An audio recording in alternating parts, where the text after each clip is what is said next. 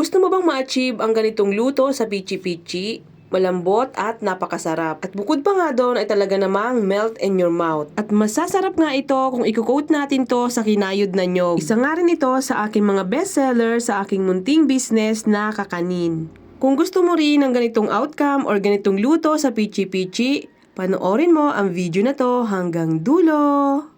Meron ako ditong 1 kilo ng kamoteng kahoy. So, ang gagawin natin dito ay babalatan at hugasan muna natin ito. Pagkatapos hugasan ay gagadgarin naman natin ito. So, ayan, natapos ko ng magadgad itong ating kamoteng kahoy. Ito naman ay pipigaan ko ng bahagya. So, ito yung pinakakatas ng ating kamoteng kahoy. So, itatapon na natin yan dahil hindi na natin yan kailangan. Then, pagkatapos nating mapigaan, ito naman ay ating bubuhaghagin. Then, kailangan natin dito makabuo ng 3½ cups ng grated na kasaba. Saktong-sakto nga lang sa 3½ cups yung ating 1 kilong kamoteng kahoy. Next ay lagyan natin to ng 4½ cups ng tubig. Para mas pino at malambot ang outcome ng ating pichi-pichi, ito ay biniblender ko muna. So ayan, ilagay na natin ito dito sa ating mixing bowl. Then maglagay tayo dito ng 2 cups ng puting asukal.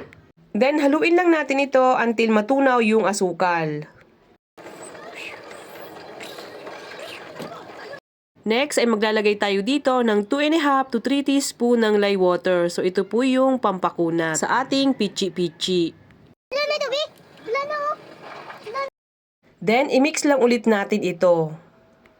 Maglagay din tayo dito ng 1 teaspoon ng vanilla extract. Haluin ulit until mag-well combined na ang ating mga sangkap. Habang nagpapakulo tayo ng tubig sa steamer ay pahiran muna natin ng oil itong ating mga puto molder. Then bago natin ilagay ang ating pichi-pichi mixture ay haluin muna natin ito dahil ito ay tumitining sa ilalim. Bali ang gamit ko dito ay large size na molder. So bali ang magagawa natin sa 1 kilong kamoteng kahoy ay nasa 42 pieces. Pero depende pa rin po sa pagtakal dahil minsan ay umaabot din siya ng 45 pieces. So ayan, steam natin siya sa loob ng 30 minutes. So bali yung pinakaapoy ay ganyan lang kalakas. Nasa low medium heat lamang po. So ayan, after 30 minutes ay pinagpapalit ko yung ating steam basket. So bali yung nasa ibabaw ay inilalagay ko sa ilalim para mas maluto pa siya. So bali steam natin siya ng another 10 minutes. So ayan, after 10 minutes ay off na natin yung ating kalan. And then nahayaan lang natin to ng another 10 minutes dito sa loob ng ating steamer.